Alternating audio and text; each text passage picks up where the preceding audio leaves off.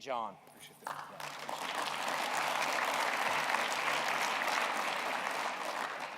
Hey, thanks so much. Couple things. That's my telephone number. I've got a real soft spot for strength coaches. I started as a strength coach at Utah State, a great, fine university, Logan, Utah, in 1979, and we had no resources. Things have gotten better in 40 years. We still have no resources. But anytime I can be of service, if you call that number, it's me. It's my cell phone right over there. That's my email. If any of you have ever emailed me, you'll notice I email you right back. It's just one of the things I'll do. We'll come back to that later. It's not so much here as a big deal, but I do a lot of work.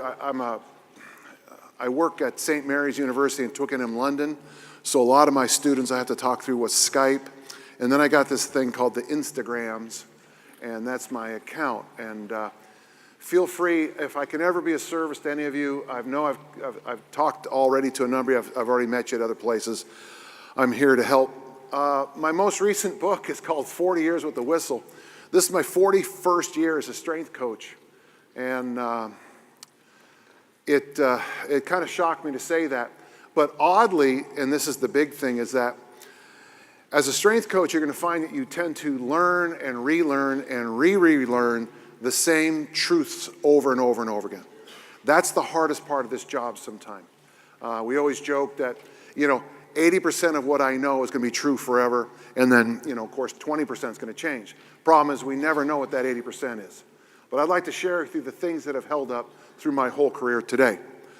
So, when I first started lifting, I basically found out everything I'm going to tell you today.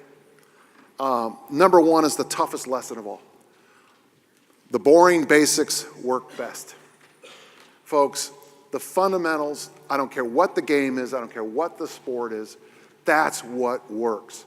There is no magic to romance, there is no magic to finance.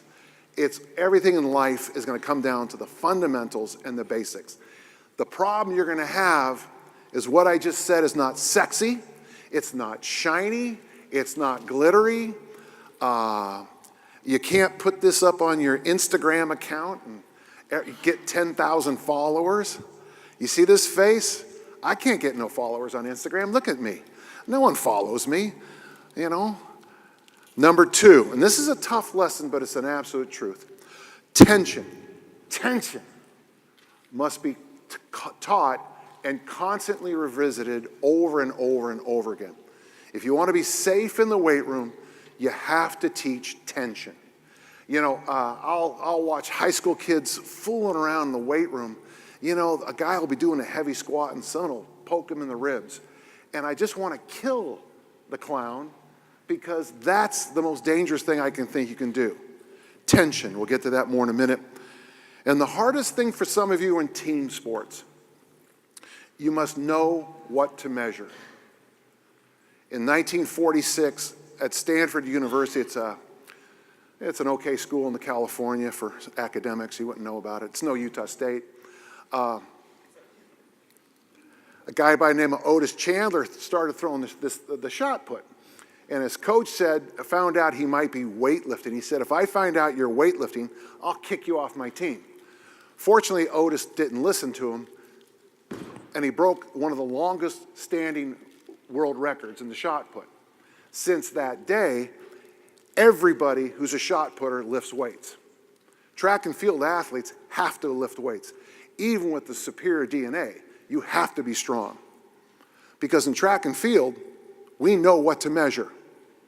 If you throw farther because you have one sock here and one sock there, I'm not going to let you out unless you have one sock here. I don't know why, but you threw farther.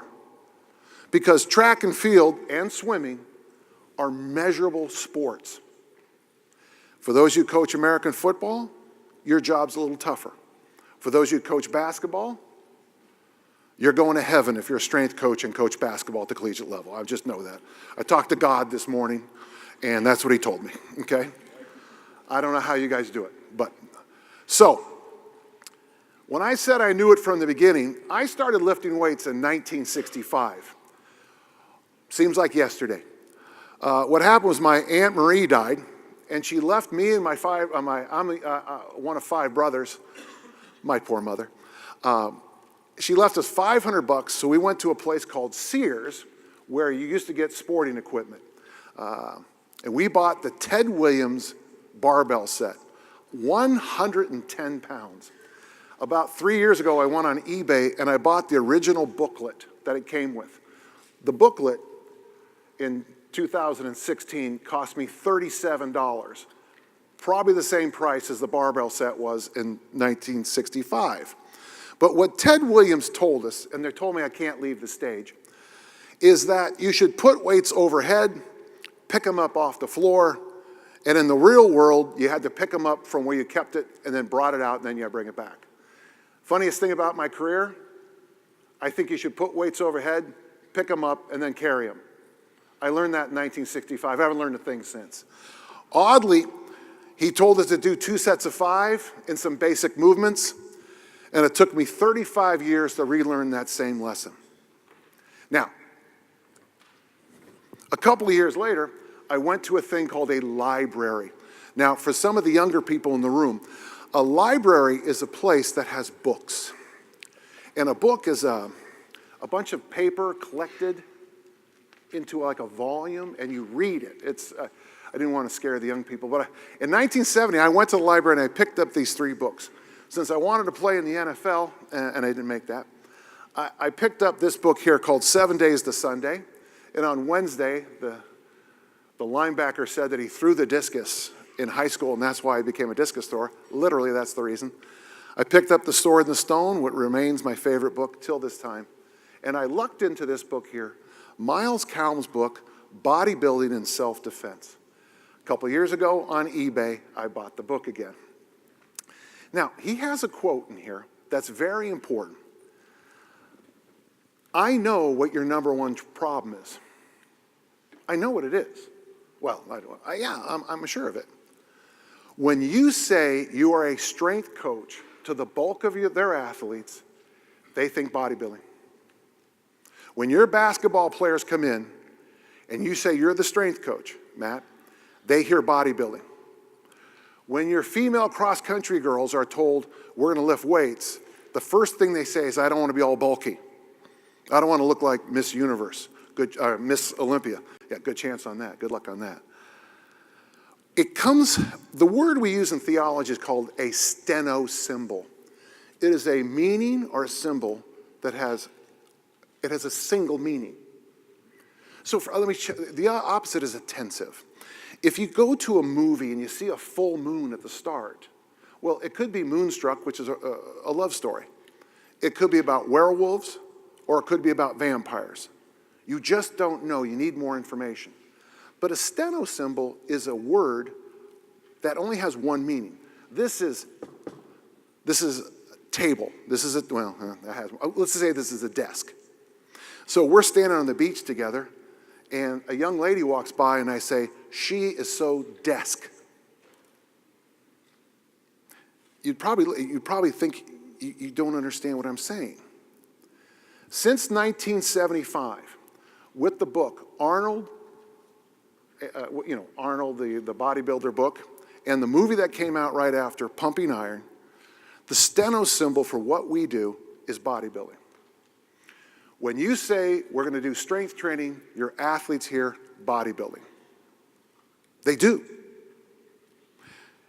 What was nice about rereading this book, and I highlighted and bolded it for you, is he was talking about this thing called isometrics. By the way, isometrics work for about 6 weeks. They're very valuable if someone has a sticking point. If you flex any muscle to its maximum power and contraction and hold it there for 6 seconds, once a day, the scientists say, the muscle will grow in strength. It is true. Isometrics will make your athlete stronger in a short window. But the other line that I want you to follow is this. Weightlifting, however, may make the size of the muscle grow faster. This is important for you to make sure you put your arms around. I wrote a book called Easy Strength. And the idea is very simple. I talked to you guys a couple years ago about it, and I bored all of you to death. I did a good job boring you too. It wasn't easy. I had to work at it. But really, to get stronger, honestly, you go into the weight room and you do the same movement 5 days a week, 2 sets of 5. After 40 workouts of that, you are stronger in that movement. It's called the repetition method. It's just that easy to get strong. So if you want to get stronger, lift weights. But your athletes will still hear bodybuilding. How many times have your athletes said to you, what muscle does this build? And we're going to get back to that in just a minute. It took me about 45 years to really understand the proper concept of tension. So over there on your pyramid there, I've got an important little thing. This is from a book I called Now What? No one reads it, but there's value to it. So let's just say the tension scale is 1 to 10. A 10 is when I lick my fingers and put it in an outlet. That's real, that's a plank, okay? That's real good. If you're deadlifting heavy, you probably want to be at a 9. I got a new dentist, and one of the first things the dentist said to me, besides the fact, that I look like I lift weights, when he looked at my teeth, he said, you lift heavy weights. I go, how do you know that? He goes, you grind your molars down. I say, no, I don't. He goes, yes, you do. Because when you're deadlifting, you need high tension. You need to be at a 9. Now, there's also times you want to be at a 1. So if you're in a place like Colorado, I was there a couple weeks ago, and you're doing the ganja, and you're in a hot tub, and someone says to you, my friend Kevin today deadlifted a max. I said, Kevin, get over here. He's sitting there. He's got the ganja. He's got the hot tub. And I said, come over here and do a deadlift max. Okay, man. How many of you feel safe about this attempt? All right. So on the tension side, one of the things we can do as strength coaches is teach the athletes how to dial up and down tension. Now, it's remarkable for recovery, but it also allows you the insight of why discus throwers find snatches helpful and why shot putters find clean and jerks or clean and press helpful. To snatch, your tension level has to be around a 4. For those of you Olympic lifter, we talked about it last night, I wish Olympic lifting contests start off with the clean and jerk, because I have so much nervous energy. I'm so freaked out. I'd like to just charge the platform and attack the bar. But we start off with the snatch, and the snatch needs about a 4 on the tension dial. And when you throw the discus, you need about a 4 on the tension dial. Are any of you here shot putters? Any of you? Oh, okay. I wish you'd have told me earlier to talk slower. But we laugh. But shot putters, if you watch shot putters at the Olympics, you'll see a lot of this. They can have a much higher arousal, we'll get to that, and a much higher tension level. You coach American football, where do you want your tension level to be?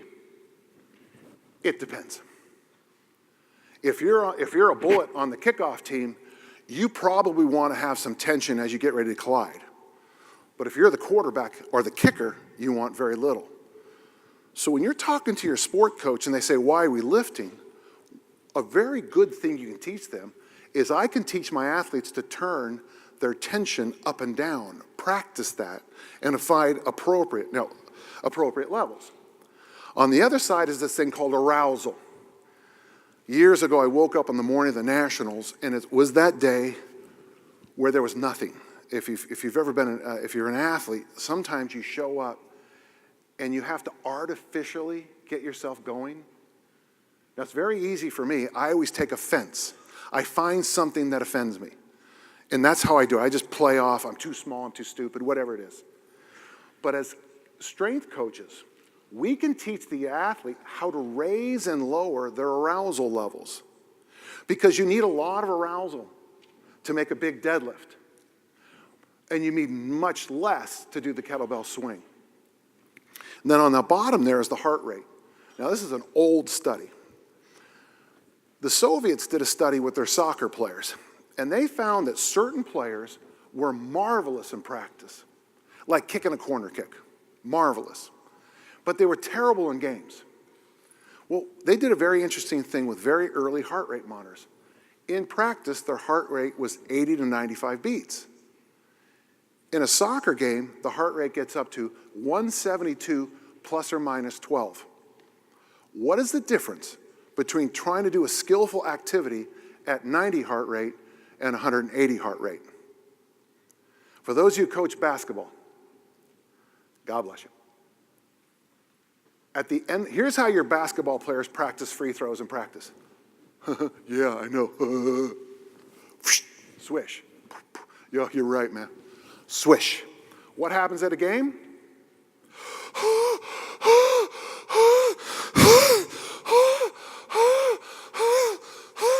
And they got the opposing fans doing this.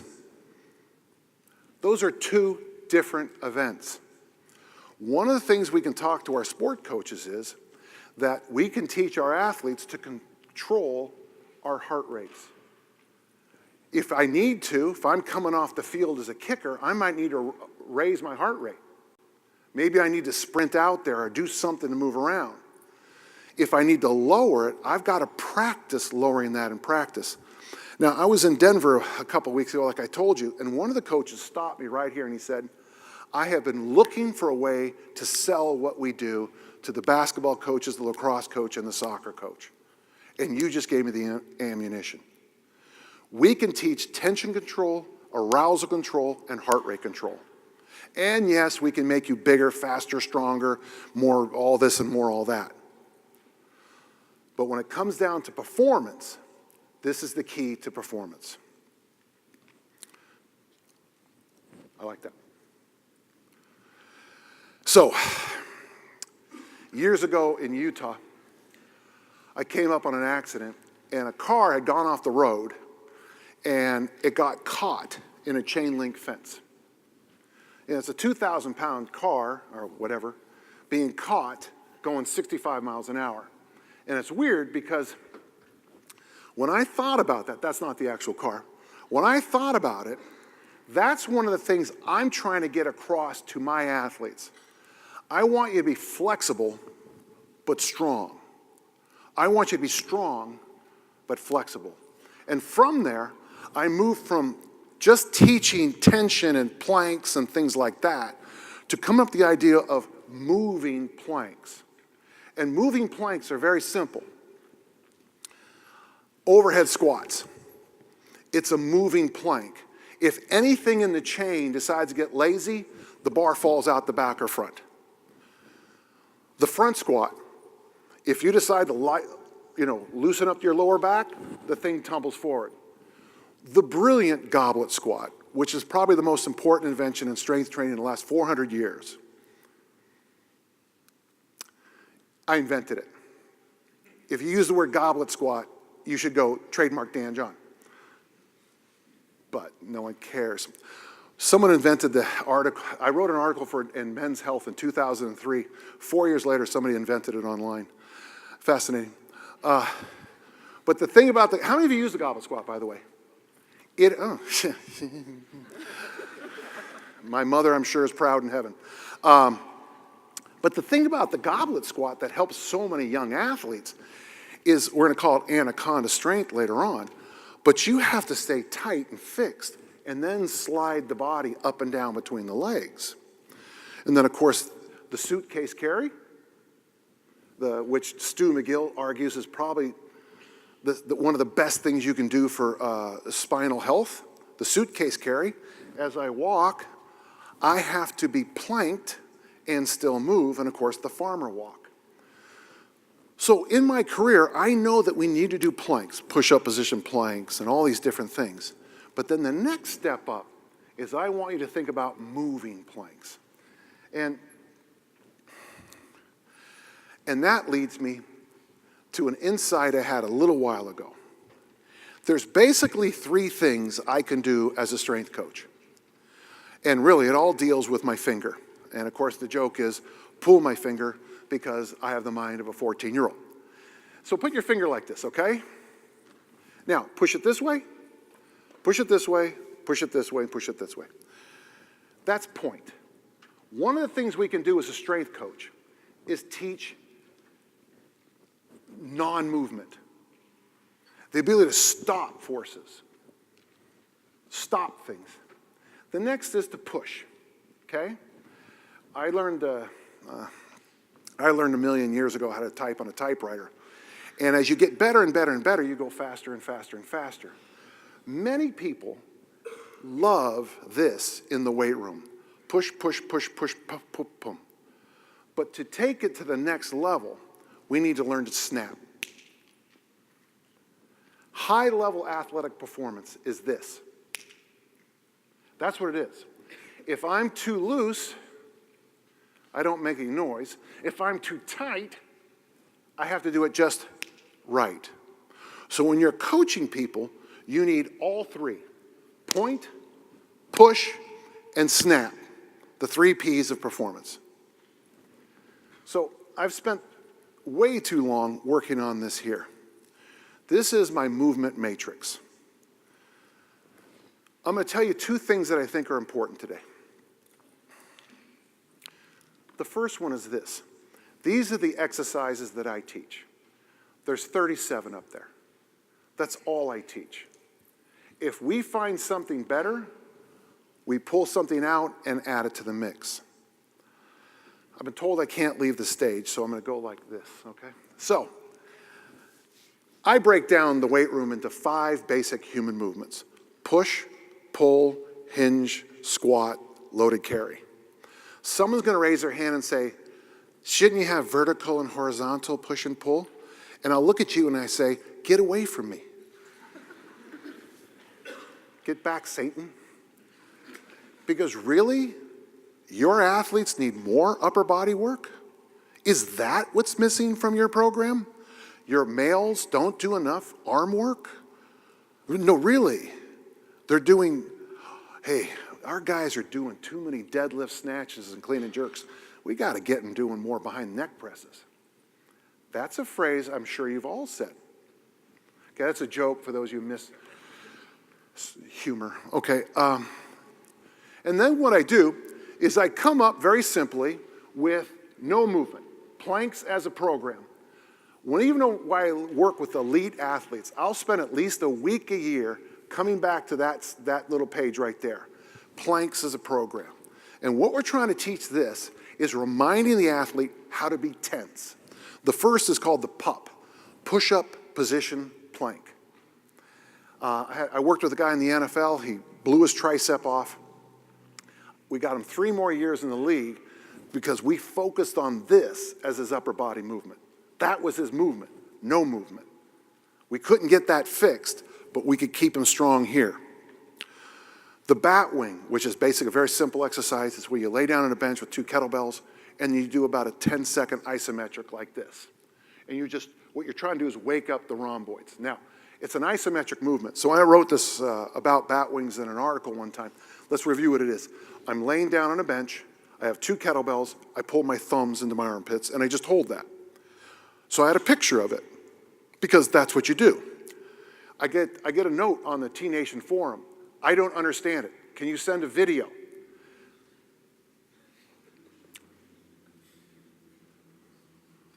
Do you guys know what a video of an isometric looks like? No, I want you to think about it. This is your home. This is your Zen moment. A video of an isometric movement. Okay, ready? Let me take a picture of it for you. There's no difference. Okay. The glute bridge, you guys all know the glute bridge? You just raise the hips up off the ground. We have discovered very importantly that if you put the hands, can I just come up here? Do you mind? Do you know, so this is very important. To make the butt work harder, you have to engage the belly. So just, let's have you face this way. I hope, well, who knows. Just pop up into the, so that's the glute bridge. Are you all with me? Squeeze it as hard as you can. Now I'm gonna put my hands here, pull down as hard as you can, and you can feel the glutes work harder, right? Yes, now we also put the glute loops around here so that we know he's pushing the knees out to make his butt fire even harder. For those of you who work with throwers, minor, I don't know where you are, I thought I saw you earlier, but those of you who work with throwers and you're trying to teach how to make the glute work, there's your one-stop shop. Thanks, man, I appreciate it. Was that too hard for you? Do you need water or something like that? You okay? And then we have up there 6-point rocks are very simple. It's a remedial. You're on your hands and knees, and all I'm doing is doing minor pumps like this. I get stopped through TSA. I am totally titanium here, all titanium. But after a total hip replacement, by doing that for 10 months, I was able to win the state championships in Utah in the Olympic lifts. Even though it doesn't look like much, it is the movement of squatting. I think you got to do the movement of squatting every day. 6-point rocks are easy. Or you can throw the goblet squat in there. The goblet squat now is a moving plank, okay? And then, of course, farmer walks. I'm going to give you my whole teaching progression for farmer walks. Okay, you ready? Pick them up and go walk with them. That's it. If you coach anymore, you'll lose your peeps, okay? If you have an athlete who likes to talk to somebody else, you'll never have to. Don't correct it. Let this correct it. Ow! Let that correct it. If they walk like this, don't correct it. They'll learn to come like this. So that's planks as a program. And then the next column over would be your tradition of barbell work that most of you know. I still use strength numbers that are ancient. I think as a strength athlete, you probably have 10 good reps in you in a workout.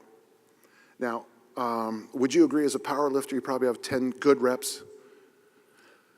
Yeah, you know, I know a lot of you might raise your hand and say, well, you know, we do, 14 sets of 7 in the snatch. You're not snatching heavy. You're not. At my peak, if I could get 6 snatches and 3 clean and jerks, that was a good workout. So with strength training, you'll recognize all those movements there.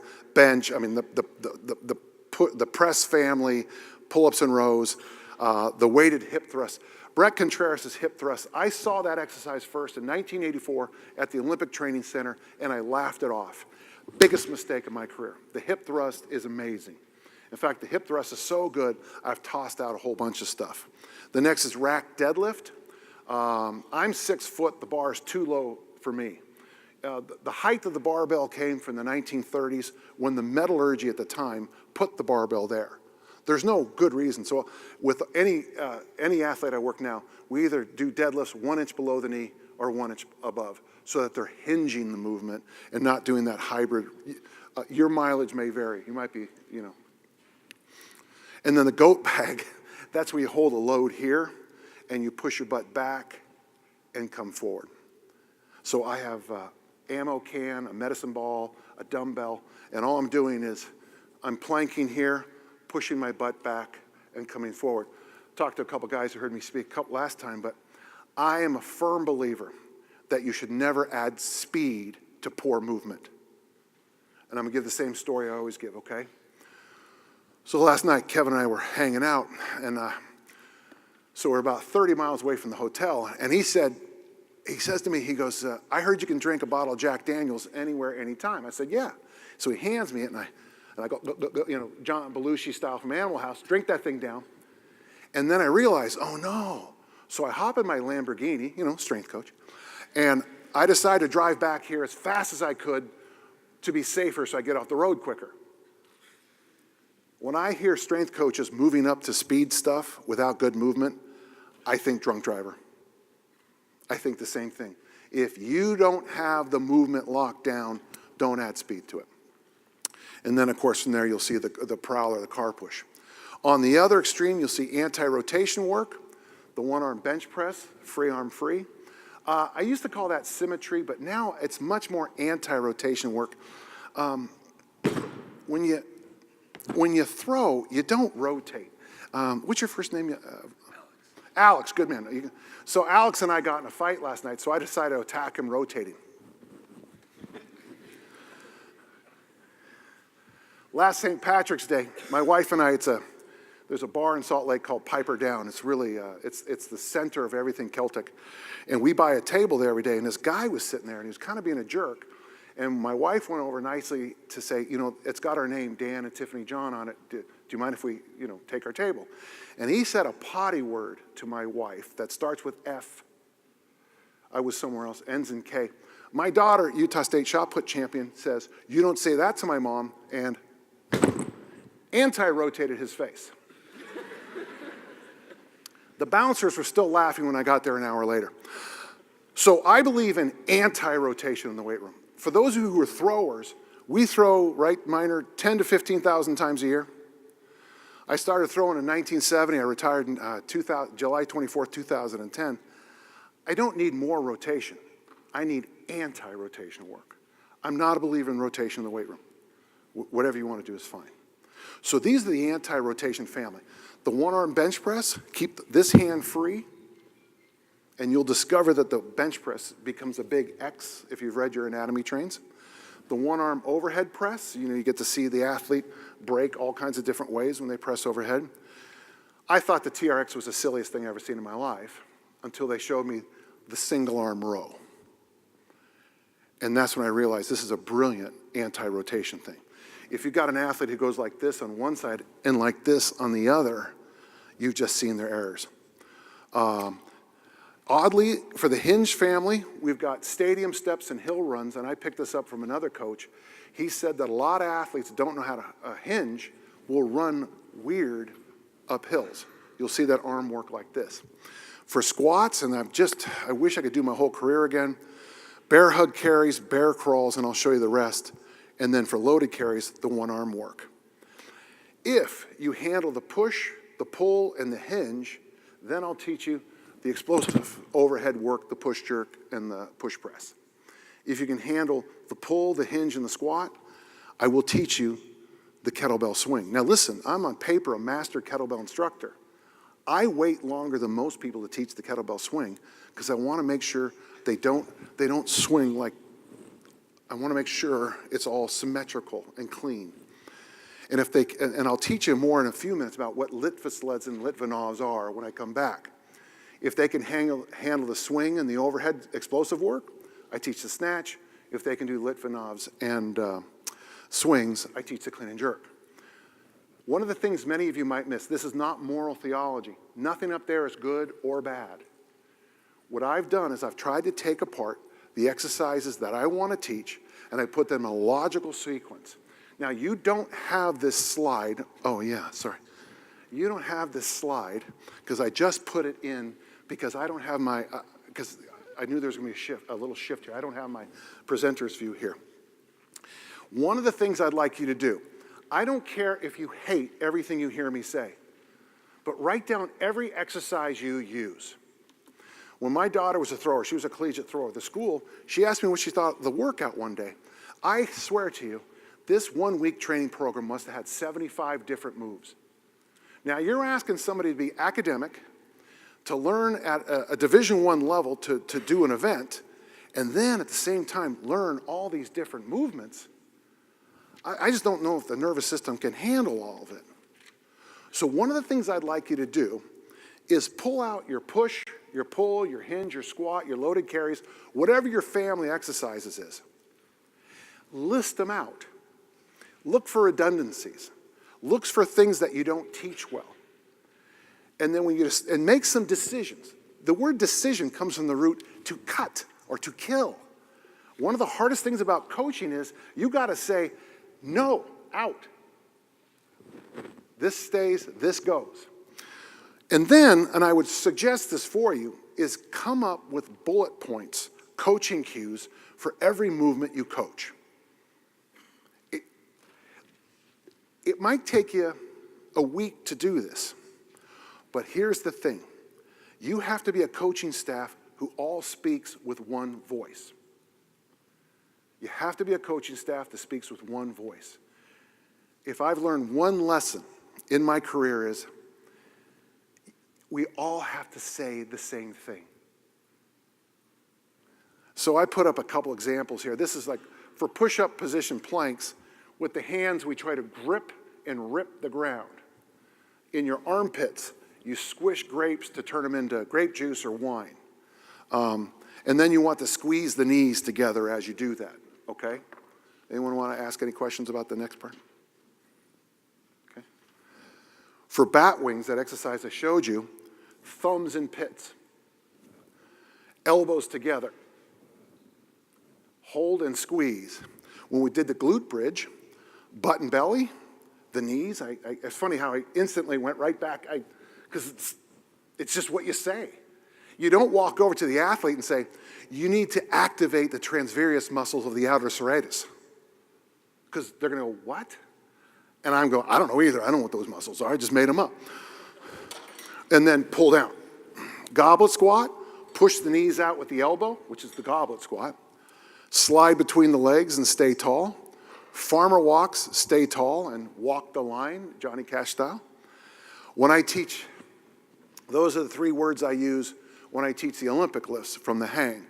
Slide is when the bar slides down your legs like an RDL. Up is that transition from 1 inch above, below the knee to 1 inch above. So it's slide, up, jump. And most of the time, the mistake happens because they don't up. They go slide up and the bar gets way out ahead. I think this is the most important thing I can help you with. So the first thing you do is you pick the exercises that you're going to do.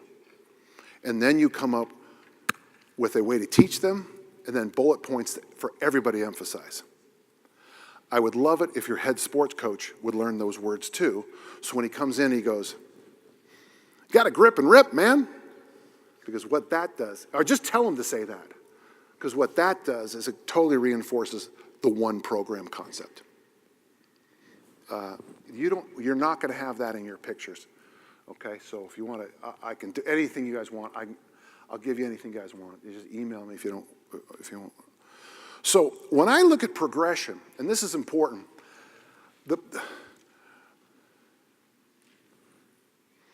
I don't know why, that was a mistake. That's when us talking here earlier.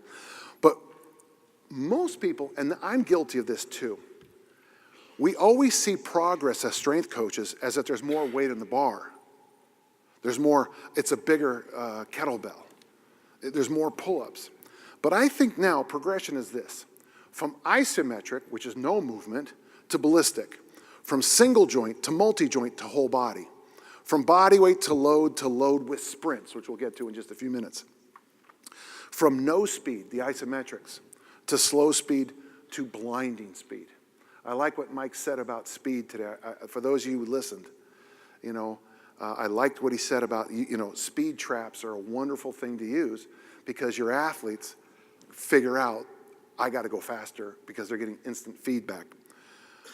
From simply here, do this. Remember how I taught farmer walks? Here, do this. Pick them up, go. To much more elegant things on the other side. Reps and sets progress or reduce if you're using a lot of load. And then, of course, there's load. So when you're looking, oh, by the way, that was me this morning doing just a little thing. I was taking a bet with Matt up here, and I nailed it. So when I look at something like this, an exercise selection, I think exercise selection is one of the real keys to your 4-year, 3-year, 2-year program. So that you work with the athletes throughout different times of the year to organize and build up what you're trying to do with your people. Now, the biggest mistake you'll make when it comes to things like planks is that you're going to get addicted to time. There is no, Greg Cook will tell you, there's no real value of doing any kind of plank more than 2 minutes. But I'll go to all these personal training places now, and they'll have all these workouts based on, you know, more planks. Once your body figures out how to plank and the side plank or the push-up, it's done. So your job is to come up with smarter and brighter ways to address tension. This is me with the Green Berets, and that's a simple one I use all the time. That's a push-up position plank. So he's gripping, and you can see him gripping and ripping on that left hand. And now I'm just gently tugging his arms. Now, with the glute, by the way, I don't get anything for when I recommend equipment, okay? Trust me. But like if you put the glute loop around the knees and you do goblet squats, and so the athlete has to push those knees out, it greatly increases tension throughout the whole body. If you don't want to buy glute loops, get those $1.50 mini bands, okay? Because those are just as good. What's the downside of mini bands? They rip the hair out. Seriously. Once you've had your hair get ripped out by a mini band, you start looking for something. Yeah, it might be more for a glute loop, but you don't lose all that hair. So one of the things I try to get across is, even though you come back to tension, now you can come back to it every few weeks and practice it again. Work on harder and harder and harder ways. Real simple way, if you got this, we use the push-up position plank, you pick up both feet and you drop them out one at a time like this. It's brutally hard on this area. By the way, don't use the word core. When grandmas say I'm working my core, you gotta walk away from a word. I use the word column, that's from the neck to the knees. Those build up the column. Another word I don't use anymore is cardio. Who in here is doing cardio? Every single one of you. If your heart is beating, you're doing cardio, okay? I now use the word lymphatic system. So when someone says, what does this exercise train? I say the lymphatic system, because no one knows what the hell I'm talking about. And they'll just go, I can see that. Yeah. Sad but true. Oh, one of the reasons it's so important to do the exercises like the push, pull, hinge, squat, and loaded carry with the bench press and the rows is what we call the hormonal cascade. If you want to build a bigger athlete, they have got to do those traditional big barbell movements. Last time I did a workshop with you guys, someone complained that I used pictures off the internet. So now I'm just using pictures of me. Lucky you. On the far left, that's me graduating from high school. I weigh 162 pounds. I threw the discus 170. That's me about 3 months later. I bulked up to about 163. And that's me, the next picture over, after working with Dick Notmeyer, when I weighed 231. I went from 162 to 202 in 4 months.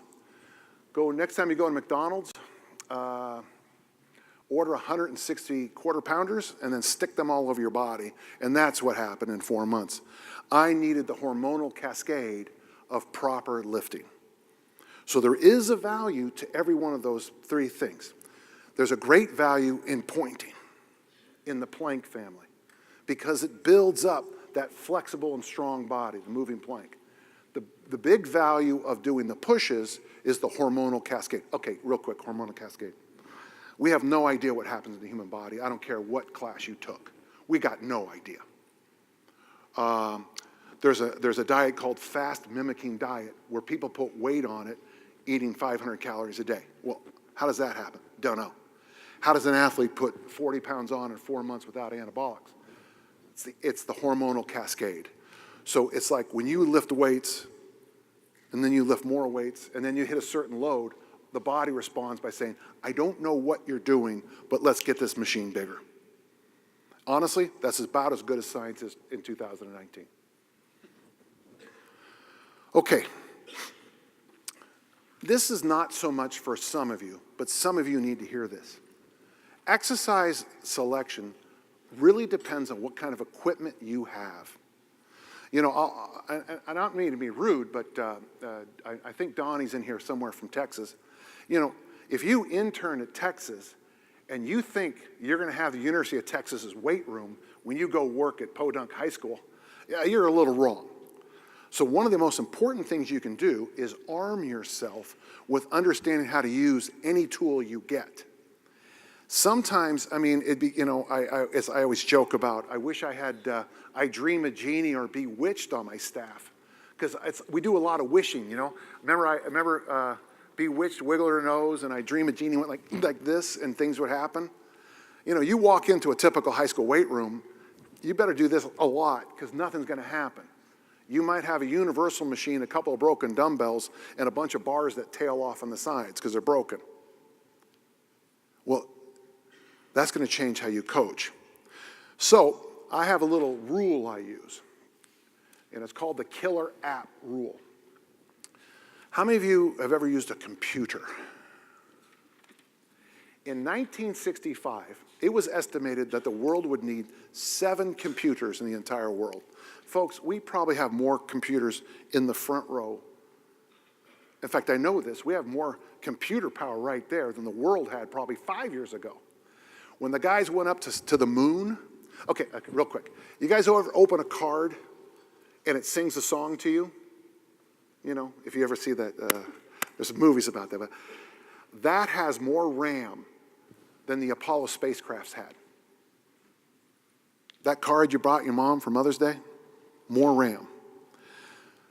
There was never going to be computers. But then one guy went to Harvard, and he goes, and the Harvard professor says, I want you to look at this. And he had all these numbers on the board. And the guy said, you mean to tell me I hire 400 accountants a week to do what you said you can do with the push of a button? He goes, I guess. It's called the spreadsheet. And the reason you have all this computer power is this. If General Motors had a spreadsheet, Ford had to have a spreadsheet. And that's when the computer thing started. The reason you have all these computers is because of the spreadsheet. That is the killer application of the computer. So, now there's a story behind this picture. Do any of you have crosstown rivals you hated in high school? Oh, come on. I'm from South City High. We hated El Camino. We hated them, still hate them. It's only been, don't worry about it. The guy in the back is a South City graduate. The guy in the front's an El Camino graduate. That's why that picture's in there. Okay. But if you have a barbell, there's no better thing for deadlifts and presses. You know, I press 135 pounds, he presses 600, we use the same piece of equipment. It's real hard to have good deadlifting unless you have barbells. The reason I think the kettlebell has value, the goblet squat, the swing, and the Turkish get-up. The killer app for the TRX, the rows, the one-arm rows, the T and the Y and the I. I tell you, we have gotten rid of so many exercises because of this little family of TRX work. For the ab wheel, by the way, there's a place in town called Ross Dress for Less. Go there every January. They sell ab wheels for about $5 a piece. I buy them all. And I show up and the woman says, why you buy them all? And I'm saying, you know, I want to look good for 2020. But the truth is you can't beat the ab wheel is the ideal anterior chain exercise. And of course with the mini band, this exercise. The lateral walks, the forward walks, the monster walks. It's $150. In fact, you can put an amazing training program together with just doing those exercises right there. This is a slide I added for you guys. When you're working with some of your new athletes, we call this core, crawl, and carry, the bold moves. These are almost all non-equipment movements. You don't need any equipment. I don't know how many of you work with I teach at St. Mary's, and one of the guys, Steve Magnus, is a colleague of mine, and Dan Baker, by the way, who was quoted earlier. And people will ask us, well, how do you train female athletes? They don't like to go into the weight room. And my response is always, well, why do you have to go into the weight room to get strength training? I mean, if you have, honestly, rocks or a ammo box or a sandbag, a real sandbag, one that has, you can do all these exercises very well without any equipment. And that'll be the next part of our talk today. So, just real quick. In my ideal world, if I could start with some young kids, my perfect world is I would teach ballistics first with young kids. I would teach them the Olympic lifts, and then we would merge into the power lifts, and finally, after, when they need it, I would teach bodybuilding movements. After age 55, folks, you have to train bodybuilding movements and do mobility work. Hi, I'm Dan, I'm 61. If I walk past a muffin, I get fat. I don't have to eat it anymore. My body, I get off of a plane, it takes me, I have to walk to the Marriott before my body feels normal again. But you guys have all seen it. You've all seen that where the guy shows up and he looks like $1 million, but weak as a kitten. It's because they go the opposite way. In my perfect world, this is what we would do. So to finish this section here, and it drives people crazy, I say it depends so much, but it does. Could we do X? You got Edna, she's a 93-year-old grandma, and could you teach her the Olympic lifts? Yeah, you could. You know, if done correctly. She says, I want to lift at the Nationals this year. Well, that answers the next part. Should we? Should you train most 93-year-old great-grandmothers with the Olympic lifts? Yeah, probably not. So whenever I come down and whenever you guys make a decision with exercise, I really would like to see you go through that very simple matrix first. Could we do it? Well, if we do it right. How many of you ever adopted something like the Olympic lifts or kettlebell swings and realized that you were wrong the way you taught it? Hi, I'm Dan John. I taught the swing wrong for a long time, and I apologize. If you go on YouTube and you look at the way people swing, honestly, you're too stupid to be in this room. Learn it the right way. Learn the Olympic lifts the right way. And then, of course, you have to ask the big question, should we? Now, if you got throwers, I think you have to Olympic lift. I would even say with some of the, like the high jumpers. But other sports, you probably don't have. You might not have the time to teach it in 4 years. Okay, to the next part. Oh, one quick point. That's my wife, Tiffany. She's a federal agent. She carries a gun. Keeps me in line. One of the things she says a lot to me, though, it's called, in where she works in Treasury, it's called proof of concept. So this is important.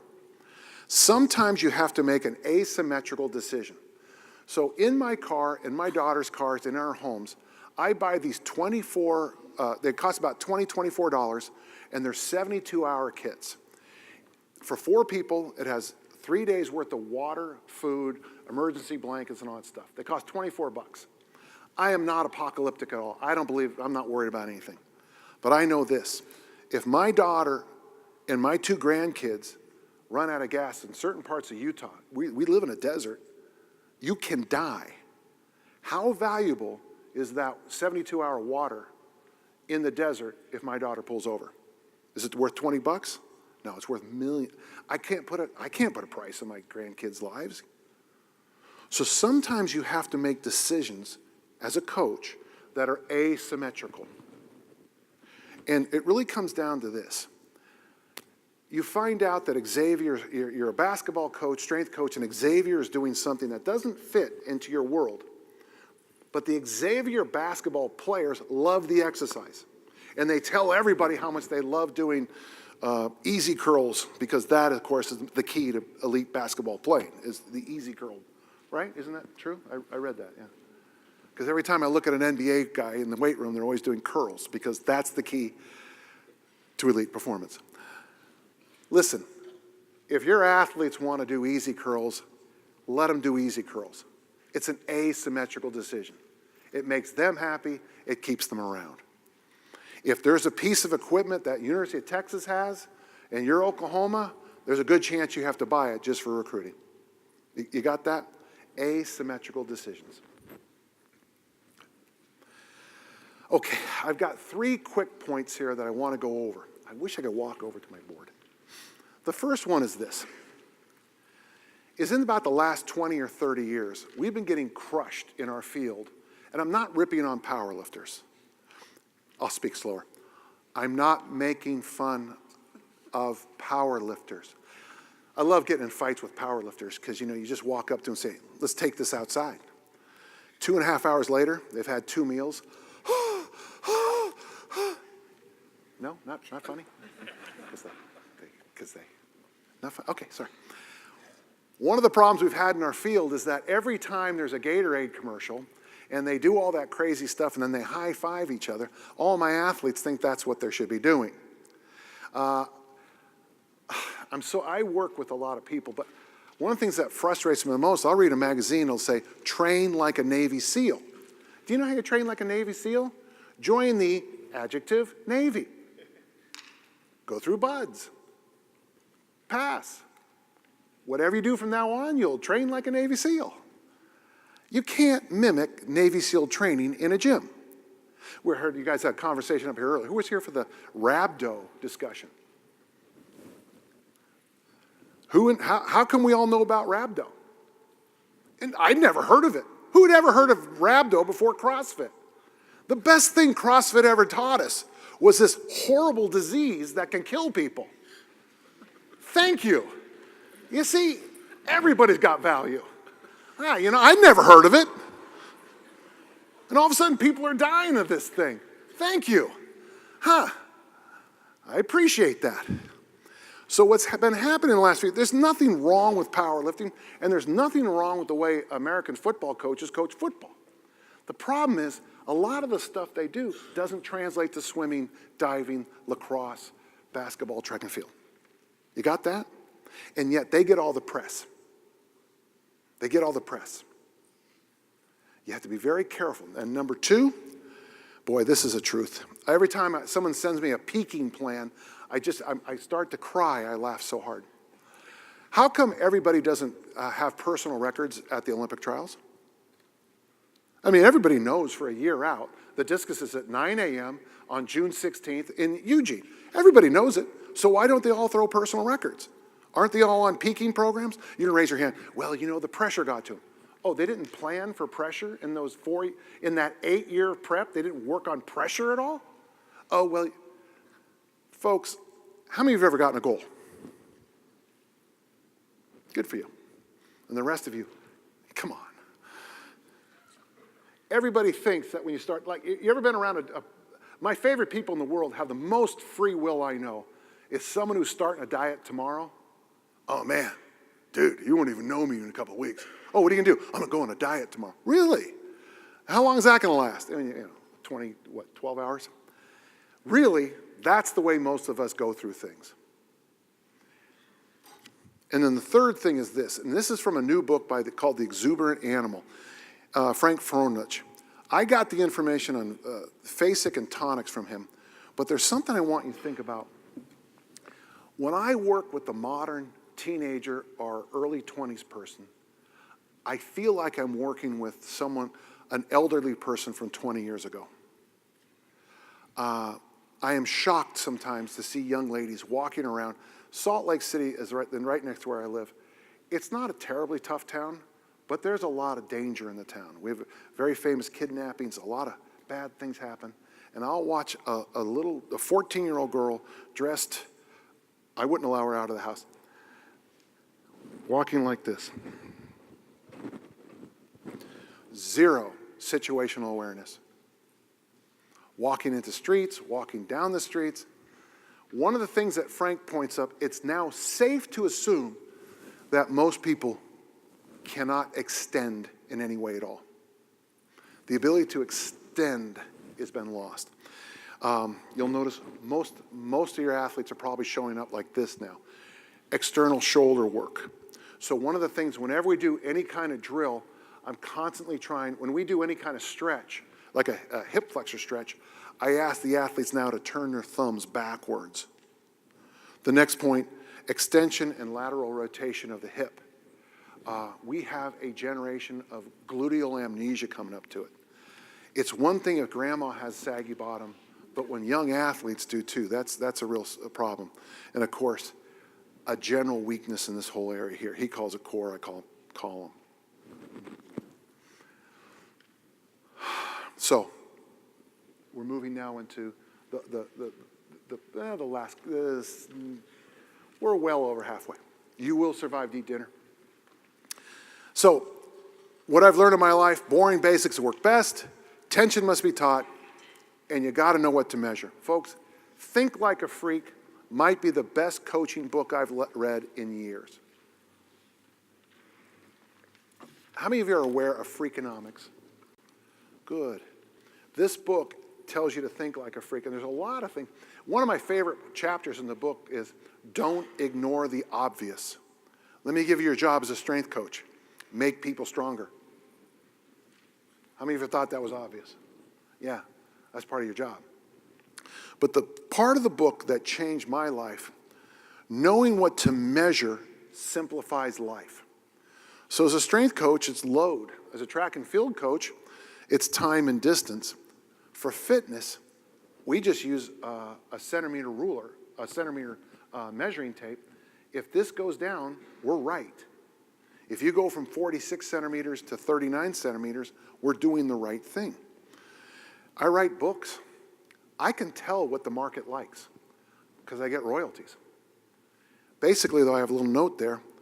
Please note the above bulleted points. This is why I tend to be pretty happy. I don't have a lot of fuzziness in my life. When I used to coach American football, it was tough sometimes.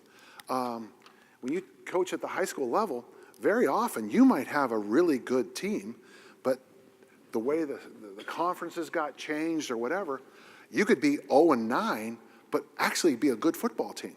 Does that make sense? Or it switches the other way and you get knocked down a division and you're state champs and everyone thinks you're a genius.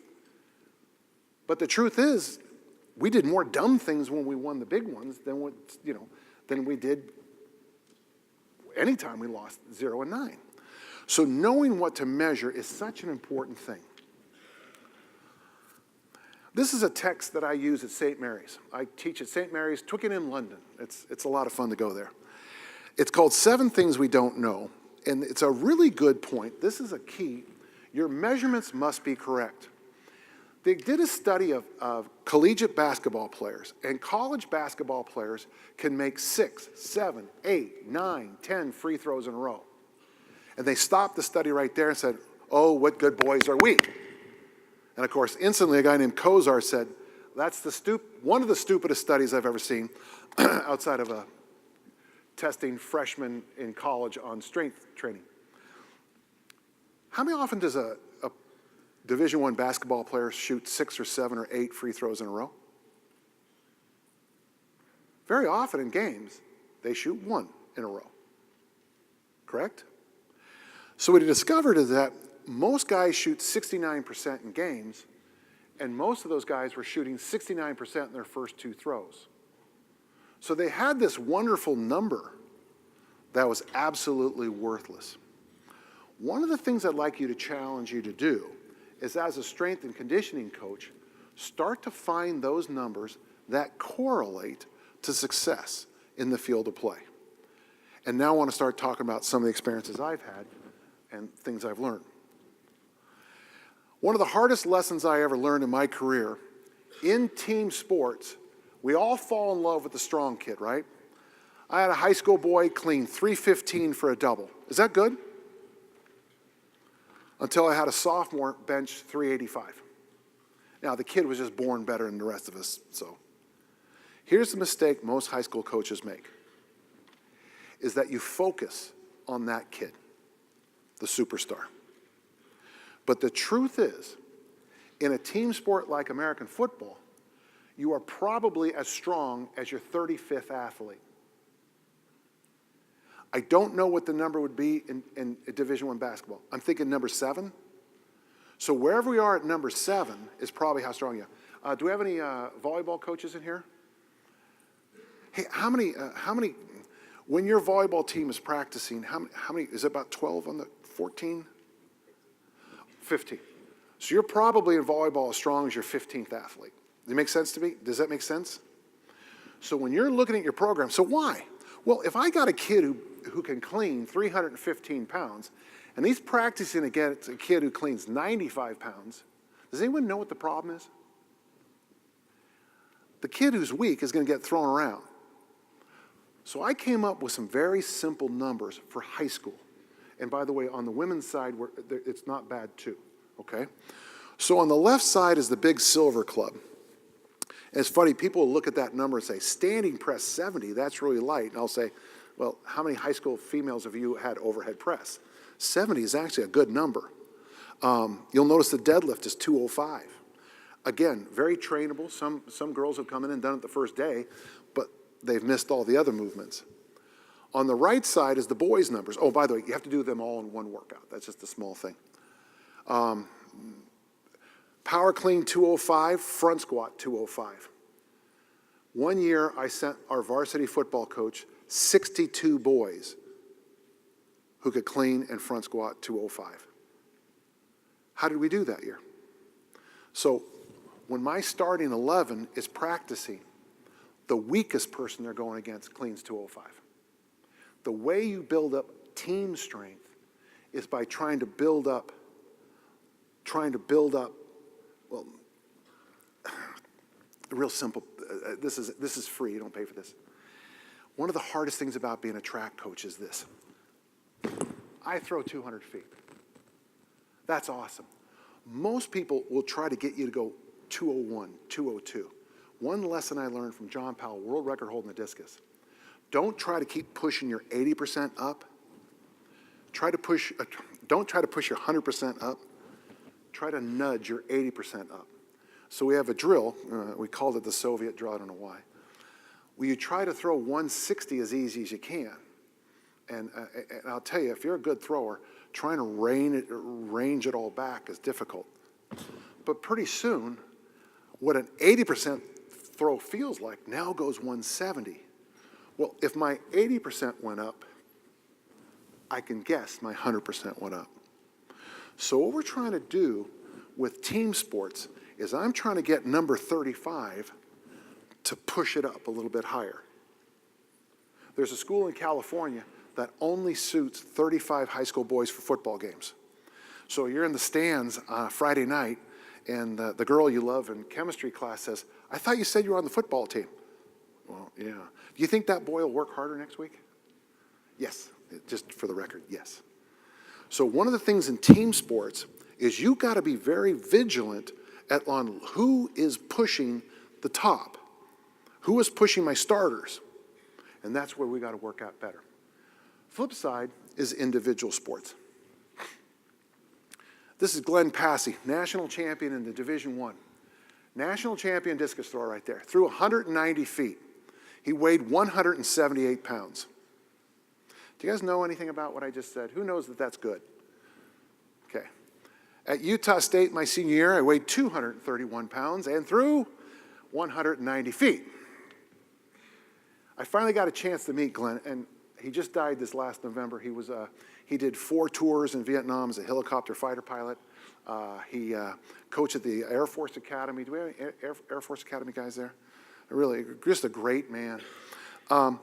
He told me when I met him, we didn't lift like you guys. His off season was spent on a farm, and he did this thing called farmer walks. Interesting. And he was famous for throwing these 40-pound hay bales up on the rafters. I can't think of a better off season than to do farmer walks and to throw stuff really high. Then he got an interesting point. He said he was told that to be an elite thrower, he had to clean and press body weight, snatch body weight, and then lift about 20 pounds more in the clean and jerk. So he'd get that done as fast as he could, and he would stop lifting. A couple weeks later, he'd test himself on those 3 lifts.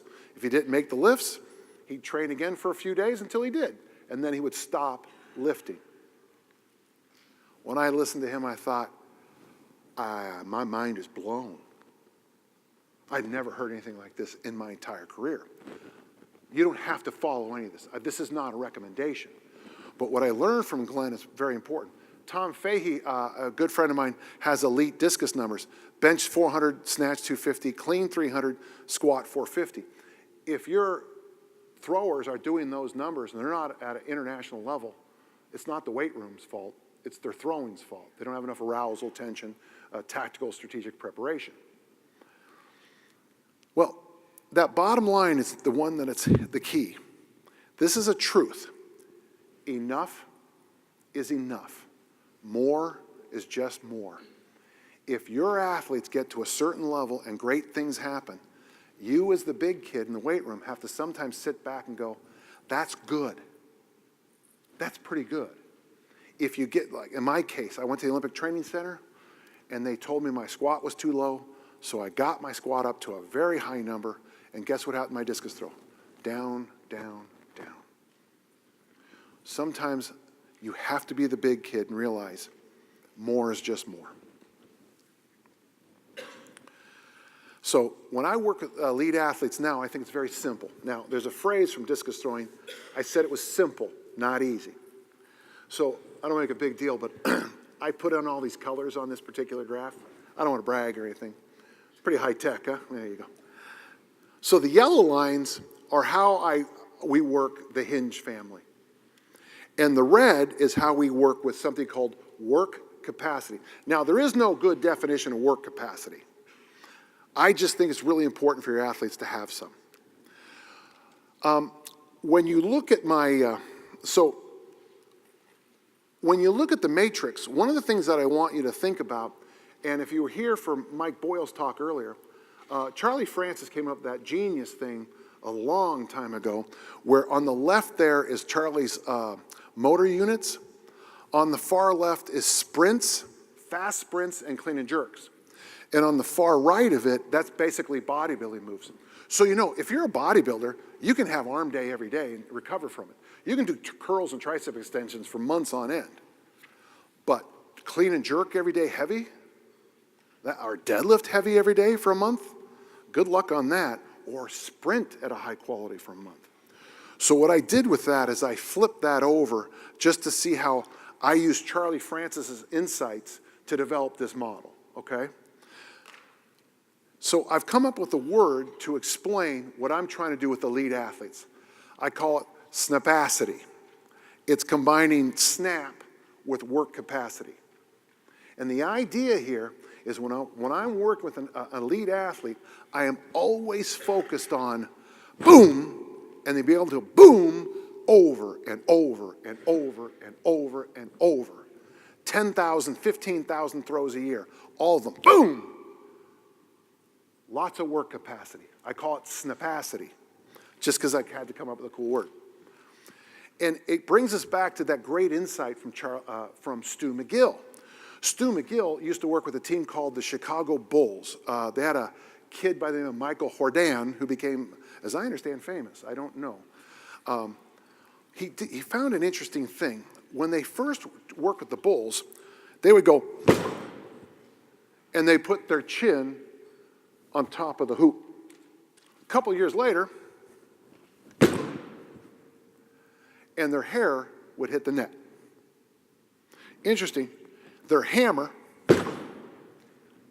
didn't change at all. What changed is, so this is the hammer. Okay, that's the hammer. You want to jump, you've got to hammer stuff. What changed was the stone. When they were strong here, hammer, hammer. Hammer, stone. As they got older, a little softer, hammer, brrr. So one of the keys that he teaches us is to build the hammer and stone. I love the word stone so much, but there was a problem because I work with collision sports and I work with track and field. So we had to break that down. So I broke it into 3 different words. The first is anaconda training. Anaconda is that internal pressure you get. When you throw the hammer, even 200 feet, you counter 600 pounds on the ball. If you, it doesn't go 200 feet, it goes about 110. You have to counter it. So anaconda strength is like a bicycle tube. I have to build up internal pressure. If you work with throwers or offensive linemen, when an offensive lineman sticks a hand out and stops somebody here, they're not doing a tricep extension. They're countering it here. The next word is armor building. When I first wrestled in high school, this nostril bled every single day of practice. 2 weeks later, it stopped bleeding because my nose somehow built up armor. If we were to do some tumbling drills on here, many of us complain about the carpet kind of burning our backs. In 2 weeks, you wouldn't even notice it at all. For those of you who work with wrestling, you know what I'm talking about. When you work with running backs, my running backs used to tell me that double kettlebell cleans felt like the game. They were getting struck with 24 kilo bells right here. So armor is literally physical callousing. And the third one is arrow. Teaching the body to turn itself into an arrow. In American football, when you're making a tackle, you sprint and you turn yourself into an arrow to impact the ball carrier. The one that changed my whole career was loaded carries. Some of you might recognize that third picture from over there. That's the cover of my book, Never Let Go. What most people don't realize is the reason I had to do bag carries is I have a broken wrist. I broke my wrist in 8 pieces, which is way too many pieces for a wrist. It's well above the norm.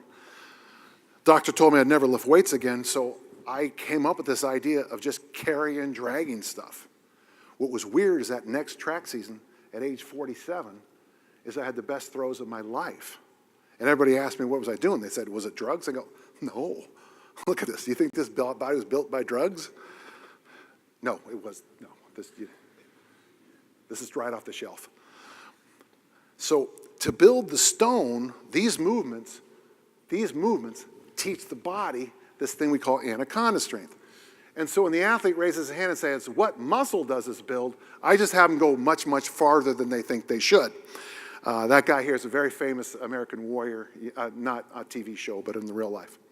He learned a good lesson about asking what muscle this builds. So it's interesting because this is that thing I talked about earlier called Litvinov's. And what that is when you go from a hinge or a squat movement to a sprint or a sled. So how long am I waiting on that one? I'm doing an overhead squat there, a set of 8, and then sprinting. How long am I waiting to transition? No time at all. But think about playing American football. I'm fighting the tight end, the running back goes, I sprint.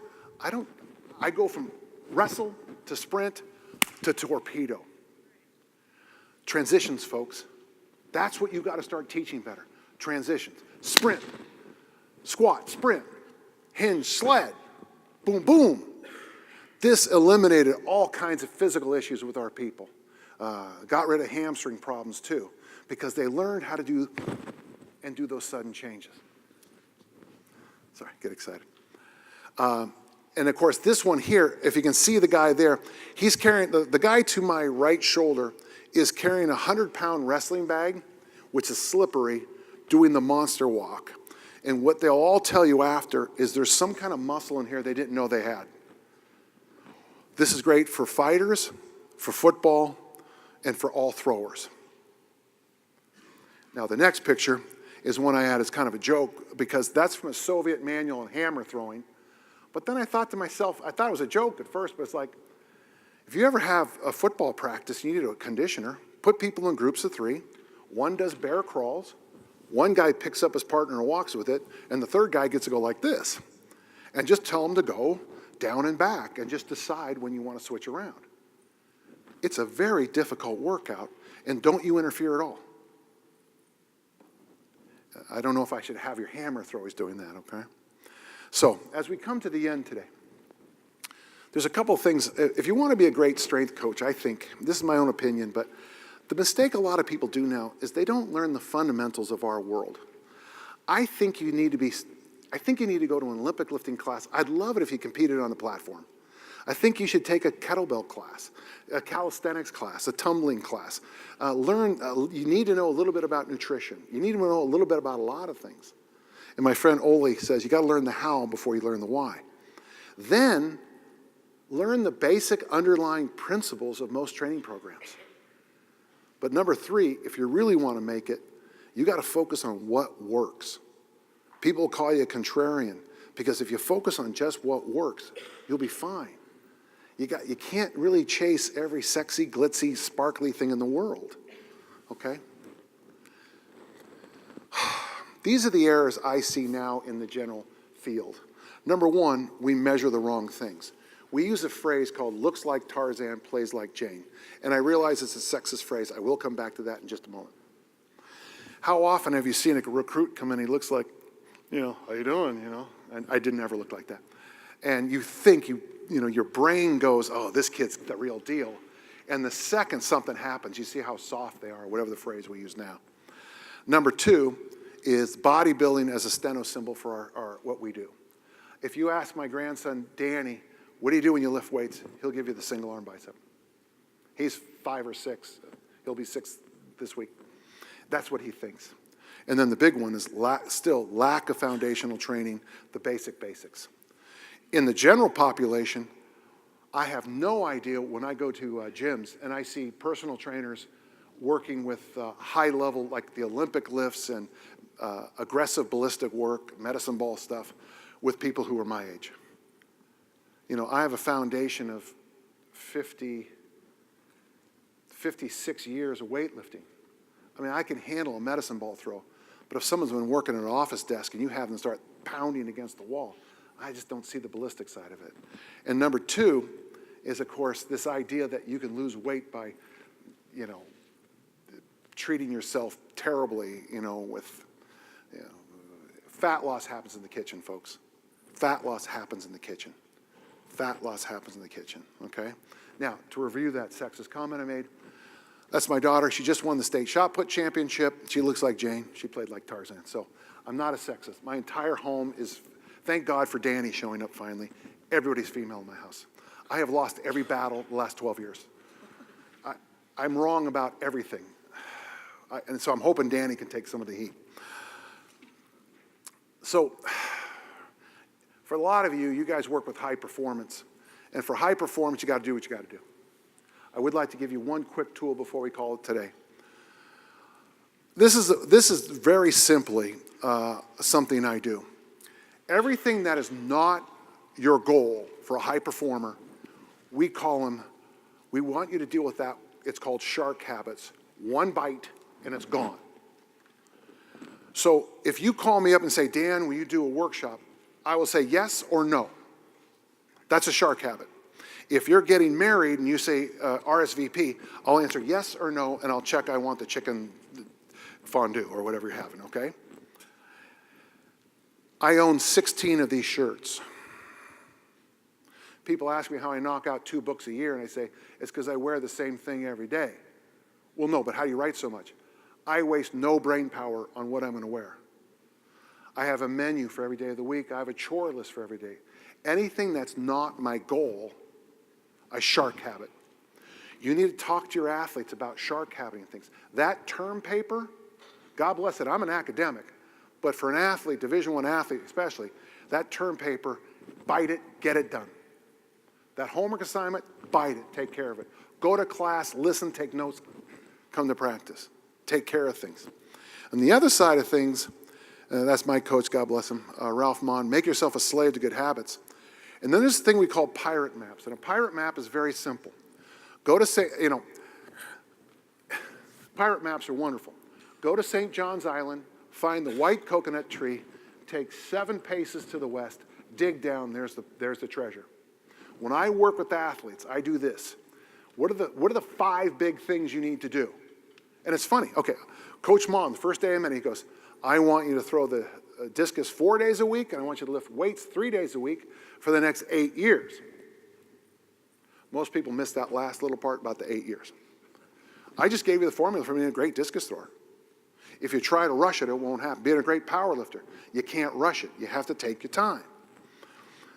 So what we do is we come up with pirate maps, and funny thing is, if you go to my computer right over there, on top of my computer is my pirate map. My goal right now is the dance at my granddaughter's wedding. My grandmother died in 1925. My grandparents were dead in the war. My parents were basically dead in the early 80s. I want to break the cycle of never seeing grandparents. My goal is a dance at her wedding. So every night I make coffee, I take my supplements, and I make tomorrow's to-do list. First thing I do when I wake up is I always try to be grateful. Thank you, Pat Flynn. I do a 1-minute meditation. It's on my iPhone. I meditate for 1 minute every day. How I fit that in. I do daily work on original strength, and then I train with Ben Fogle 3 days a week. One of my goals, I eat 8 different vegetables every day. And then my goal is to live, laugh, and love. So what I've put together for you guys is an idea, a very simple idea about working with your athletes.